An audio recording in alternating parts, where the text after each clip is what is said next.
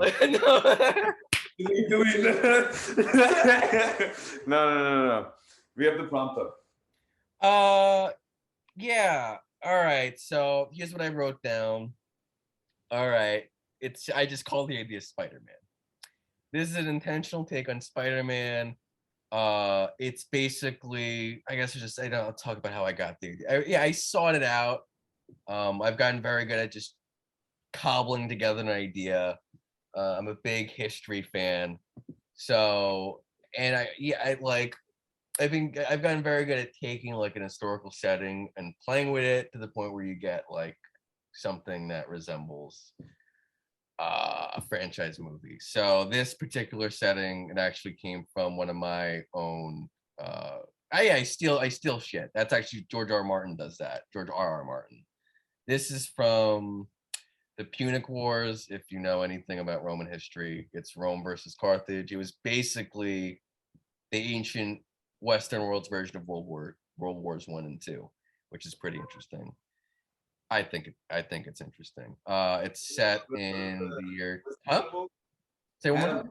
Was he fighting Hannibal at that point? No, that was the second one. This is actually taken from right before the first Punic War, because you got Rome, and it's like powerful but not too powerful. I mean, it's powerful. Like it's basically it's also the Cold War-ish, where it's like you got these two giant superpowers, and it's like they're about to fight. Who's gonna win? And well, I'll get into where it's all right. So the year is 2050, and we're gonna that's something to really talk about. This sort of writing is like names. It's set in New Philadelphia, is what I fucking called it. A mega city that stretches from Atlantic City to Old Philadelphia to Trenton, New Jersey. This is just pulling right from Judge Dredd. Especially Dredd, like the 2012 movie, with Carl Urban.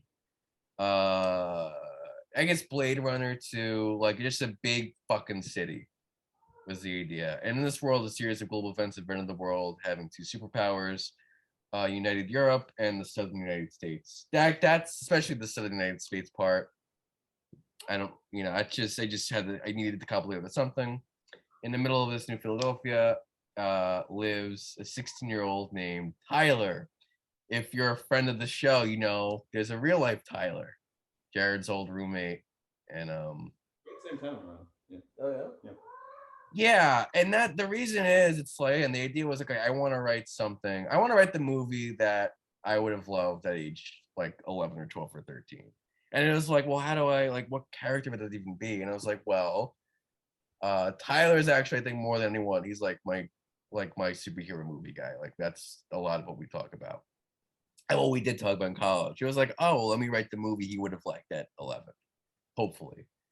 And I was like, all right, let's pick out Tyler from age 16 and let's use him as the basis for the character. He's a normal dude, hangs out with his friends, probably likes a girl he can't get himself to talk to. Again, your basic, even Miles Morales was that in Spider-Verse. It's your pretty standard young adult hero, especially young adult male hero. And one day we'll hang out with his friends and doing adventurous shit. He accidentally finds himself in the lab of a secret spy scientist from New Europe. That's ripped from Captain America, First Avenger. And just the idea of like it's usually in those comic books, especially the Stan Lee ones, for reasons that we could get into. It's usually like a freak science causes causes a situation that gives the main character superpowers. You say freak science? Freak science? Yeah, where it's like a spider that got fucked with, and now it's gonna, or radiation, and it's gonna make you get angry, or the Fantastic Four. Those I know, speaking on to like sort of those comics and how they're a reflection of like the era they're made in. I know Spider-Man, that was a reflection of worries of like radioactivity after the dropping of the nuclear bomb. Same with Godzilla. Godzilla was a response to that. Much like Captain America was a response to the Nazis. And even in the modern interpretations of those same heroes, a lot of it has to do with sort of like genetic manipulation, referring to like sort of the things not like cloning, but like just like Genetic, like like altering- DNA yeah, and exactly. genetic modification, you know, the things we do with like food and genetic splicing and Mhm. things like that.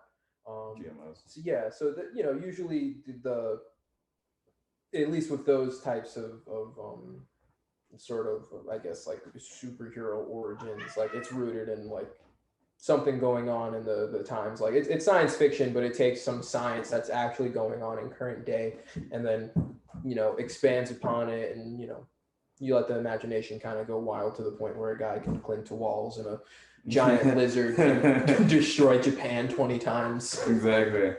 So, and then That's fight all Kate. worth keeping in mind. Let me see if there's anything else. Yeah, just to wrap up, I'm gonna get right to that. Just to wrap up, he gets hurt, gets superpowers, goes home, he has superpowers, and we're gonna try and write the rest.